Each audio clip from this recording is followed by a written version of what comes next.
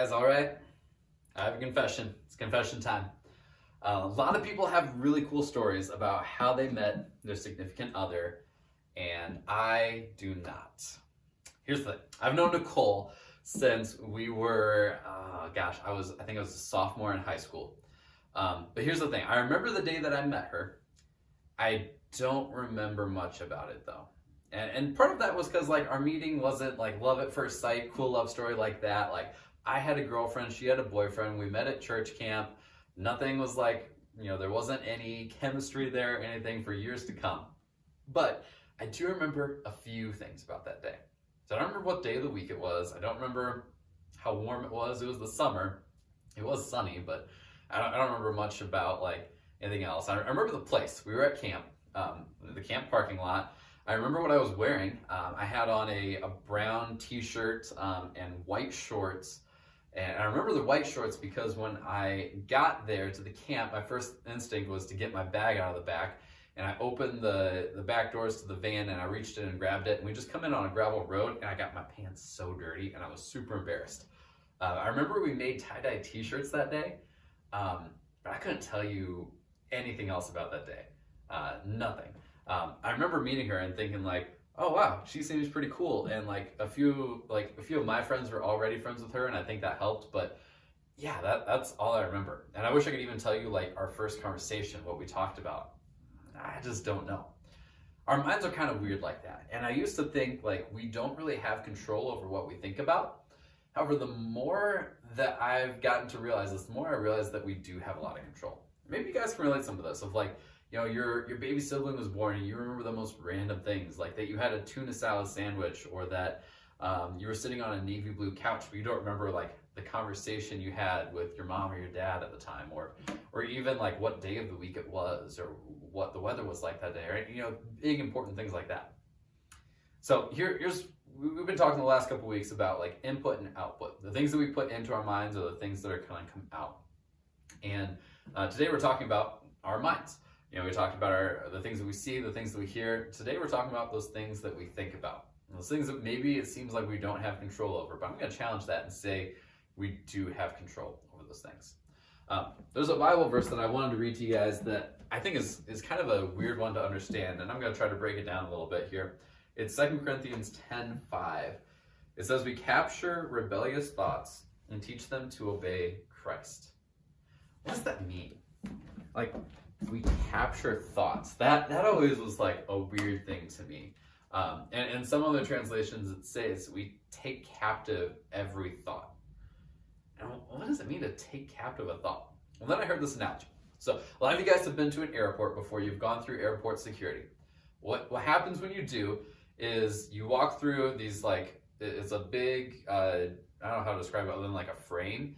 And it has sensors, and sometimes it like spins around and it scans to see if you have any metal on you. And the same way you put your bags and everything else onto this conveyor belt, and it goes through, and they can see everything that's inside. They look at it through X-ray. They can see if there's anything in there that may be dangerous to the airport, to other people, to the plane, anything like that.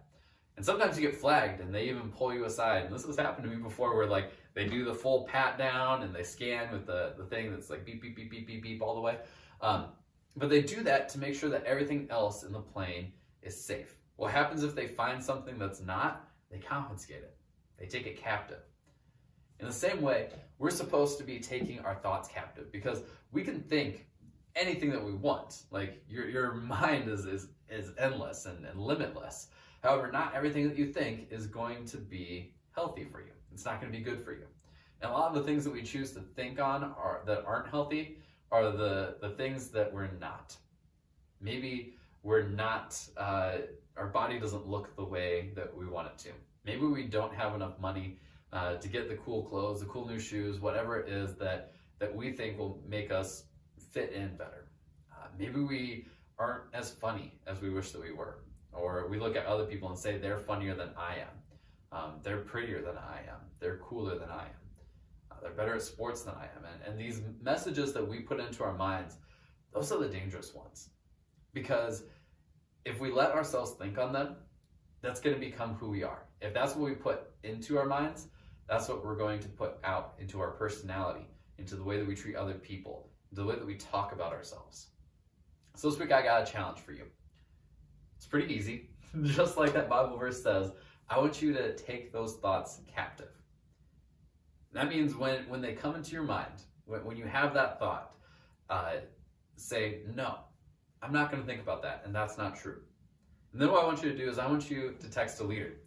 And I want you to say, like, hey, I just had a thought about how, how I'm not that great at basketball, but I know that I'm doing my best and that I'm putting it out there, and that's good enough for God. Just send a simple text like that, and here's what's going to happen is we as leaders are going to text back, and we're going to affirm you. We're going to say, yeah, you try really hard, and you are great. You are the best version of yourself. Things like that like build you up, that make you feel better, that make you realize that like you are who God created you to be. When you can get into that space, that's really beautiful. That's when you start to love yourself for who you are. And that's when you start to accept other people for who they are too. All right, so that's your challenge for the week. We're going to have some discussion on this because I'd love to hear what you guys think about this. So your leaders have some questions. We're going to talk about it a little bit. And remember, feel free to text us. And here's the other thing too. I'll throw this one last little bit in there. Is if there's something that you really have a hard time with, that your brain, you just keep thinking about something and it's tearing you down, and you want to talk to one of us, we would love to treat you to cabin or get McDonald's with you or something like that, and just sit down and talk and hear about your life, hear about things that you're going through.